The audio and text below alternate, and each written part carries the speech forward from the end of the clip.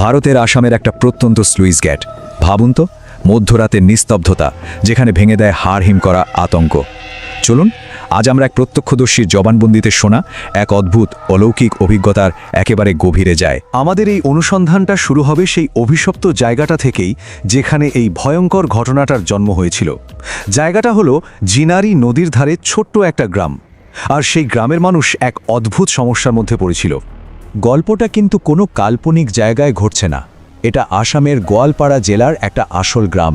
গ্রামটা জিনারি নদীর তীরে, যেটা আবার ব্রহ্মপুত্র নদের একটা শাখা নদী। তো প্রতি বছরই বন্যার কারণে এই গ্রামটার ব্যাপক ক্ষতি হতো। এই পুরো গল্পের কেন্দ্রবিন্দুতে আছে একটা স্লুইস গেট। এখন ভাবছেন স্লুইস গেট জিনিসটা কি?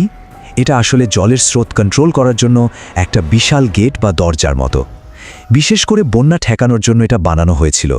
আর আমাদের গল্পের সব রহস্যের শুরু কিন্তু এই গেটটাকেই ঘিরে। শুরুটা হয়েছিল খুব সাধারণ একটা সমস্যা দিয়ে। গ্রামের জেলেরা দেখছিল যে তাদের জাল থেকে রোজ রোজ মাছ গায়েব হয়ে যাচ্ছে। প্রথমে তো সবাই ভাবল, আর এমন কি, নিশ্চয়ই কোনো সাধারণ চোরের কাজ। কিন্তু সত্যিটা যে এর চেয়েও অনেক বেশি ভয়ঙ্কর হতে চলেছে তা কেউ কল্পনাও করতে পারেনি। এখন এই যে মাছ চুরির রহস্য, এটা বুঝতে হলে আমাদের একটু অতীতে ফিরে যেতে হবে। মানে এই স্লুইস গেটের একটা অন্ধকার ইতিহাস আছে, আর সেটা না জানলে কিছুই বোঝা যাবে না। আসলে জায়গাটা আগে থেকেই কুখ্যাত ছিল। এই টাইমলাইনটার দিকে একবার তাকান। 2017 সালে যখন এর কাজ শুরু হয় তখন থেকেই যেন অঘটন পিছু ছাড়েনি। 2020 সালে একজন শ্রমিক ওপর থেকে পড়ে মারা যান, আর তারপর 2022 সালে ঘটে সেই ভয়াবহ দুর্ঘটনাটা। 2022 সালে 3 জন ছেলে এখানে ডুবে মারা যায়। কিন্তু সবচেয়ে অবাক করার মতো ব্যাপার কি জানেন? 3 জনই ছিল পাকা সাঁতারু। তাহলে প্রশ্নটা তো উঠবেই, তাই না, যে এত ভালো সাঁতার জেনেও তাদের সাথে ঠিক কি ঘটেছিল? সরকারি খাতায় কলমে এটাকে একটা দুর্ঘটনা বলে চালিয়ে দেওয়া হয়েছিল, কিন্তু গ্রামের মানুষ তারা এটা বিশ্বাস করত না।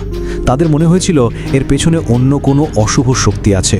আর ভাববেই বা না কেন, যারা এত ভালো সাঁতার জানে তারা কি করে একই জায়গায় একই সাথে ডুবে যেতে পারে? তো এই রকম একটা পরিস্থিতিতেই আমাদের গল্পের মূল চরিত্র শেখরের প্রবেশ। এই মাছ চুরির ঘটনায় সে এতটাই বিরক্ত হয়ে পড়েছিল যে সে একটা সাংঘাতিক সিদ্ধান্ত নিয়ে ফেলে, আর সেই সিদ্ধান্তটাই তার জীবনটাকে চিরদিনের জন্য বদলে দেয়। শেখর খেয়াল করে দেখে যে ওই অভিশপ্ত স্লুইস গেটের কাছে প্রচুর মাছ পাওয়া যায়।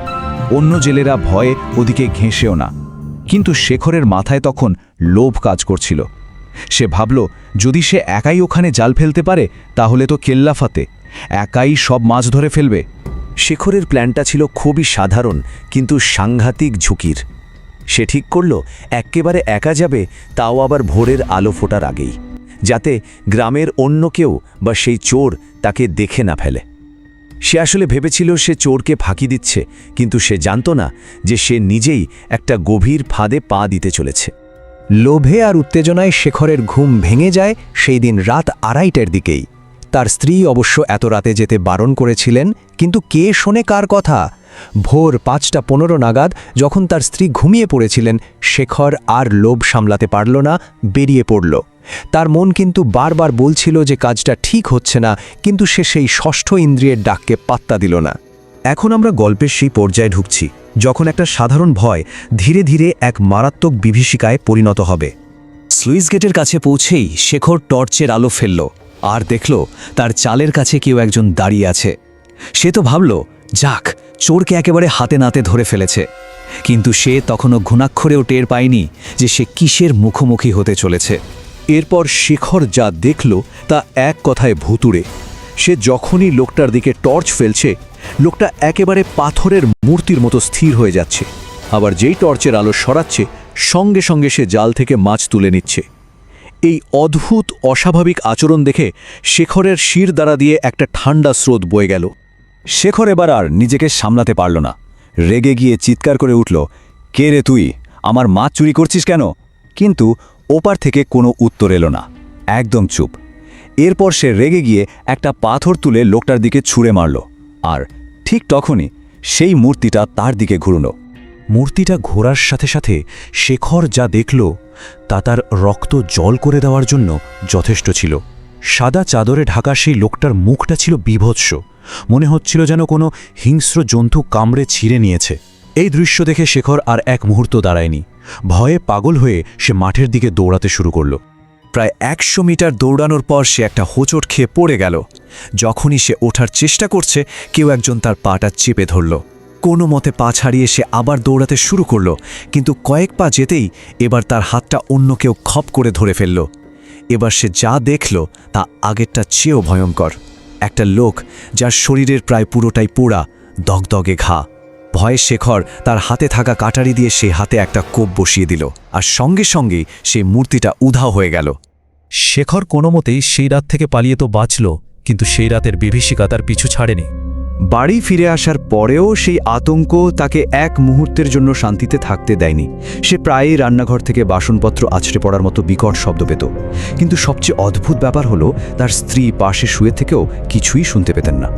এরপর তো কয়েক মাস ধরে চলল ভয়ঙ্কর দুঃস্বপ্ন। সেই রাতের বিভীষিকা তার শরীর আর মনকে এতটাই ভেঙে দিয়েছিল যে তাকে বারবার হাসপাতালে ভর্তি পর্যন্ত হতে হয়েছিল। আচ্ছা, এবার আসা যাক আসল প্রশ্নে। এই যে এত সব ঘটনা, এর পেছনে সম্ভাব্য কারণগুলো কি হতে পারে? গ্রামের মানুষই বা কেন বিশ্বাস করত যে ওই স্লুইস গেটটা আসলেই অভিশপ্ত?